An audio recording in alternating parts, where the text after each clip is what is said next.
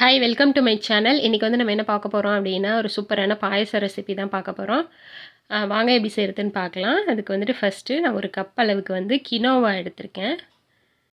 Quinoa வந்து பார்க்குறதுக்கு கம்பு மாதிரி தான் இருக்கும். அதுவும் வந்து ப்ரோட்டீன் அதிகமான ஒரு தானியம் தான். இது வந்து நீங்கள் சூப்பர் மார்க்கெட்டில் எல்லாம் கிடைக்கிது.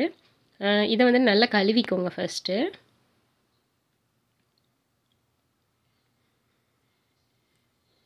நல்லா வாஷ் பண்ணிவிட்டு இதை வந்துட்டு நம்ம வந்து ஒரு குக்கருக்கு மாற்றிக்கலாம். ஒரு கப்பு கினோவாவுக்கு வந்துட்டு நம்ம ரைஸ் மாதிரி தான். ஒரு கப் கினோவாவுக்கு 2 கப்பு அளவுக்கு தண்ணி விட்டு நம்ம இதை வந்து 2 விசில் இல்லை 3 விசில் விட்டு எடுத்துக்கலாம். சால்ட் வந்து உங்களுக்கு கொஞ்சமாக, ஏன்னா இதை நம்ம ஸ்வீட் தான் செய்ய போகிறோம், அதனால் நான் வந்து 1/4 டேபிள் ஸ்பூனுக்கும் கம்மியாக தான் போட்டிருக்கேன்.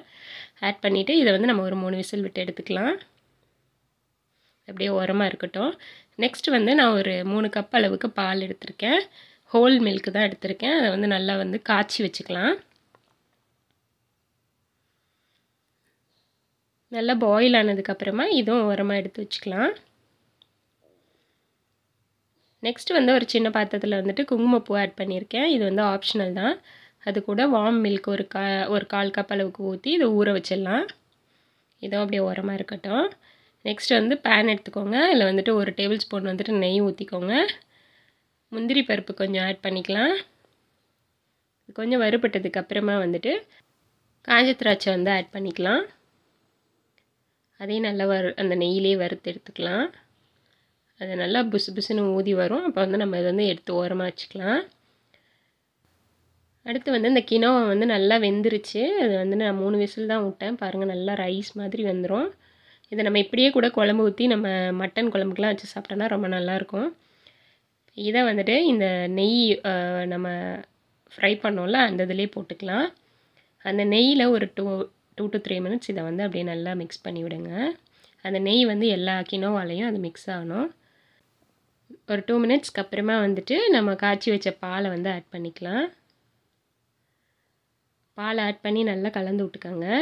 கலந்து விட்டுட்டு எல்லாம் சேர்ந்து ஒரு கொதிச்சு வரட்டும். ஒரு மூடி போட்டு ஒரு 2 to 3 மினிட்ஸ் வந்துட்டு நல்லா அதை கொதிக்க விட்டு எடுத்துக்கலாம். நல்லா கொதிச்சிருச்சு. இப்போ வந்துட்டு இதில் நான் வந்து சர்க்கரை வந்து நீங்கள் ஒயிட் சுகர் போடுறதுனாலும் போட்டுக்கலாம். நான் வந்துட்டு இன்றைக்கி வந்து ப்ரௌன் சுகர் தான் ஆட் பண்ணுறேன். இல்லை நீங்கள் வெல்லம் கூட நீங்கள் கரைச்சிட்டு நீங்கள் அதில் ஆட் பண்ணிக்கலாம். நான் வந்து 1/2 கப் அளவுக்கு ப்ரௌன் சுகர் ஆட் பண்ணியிருக்கேன்.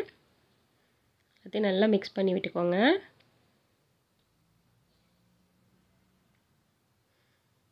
அதுக்கப்புறமா நம்ம அந்த ஊற வச்ச அந்த குங்குமப்பூவை வந்து ஆட் பண்ணிக்கலாம்.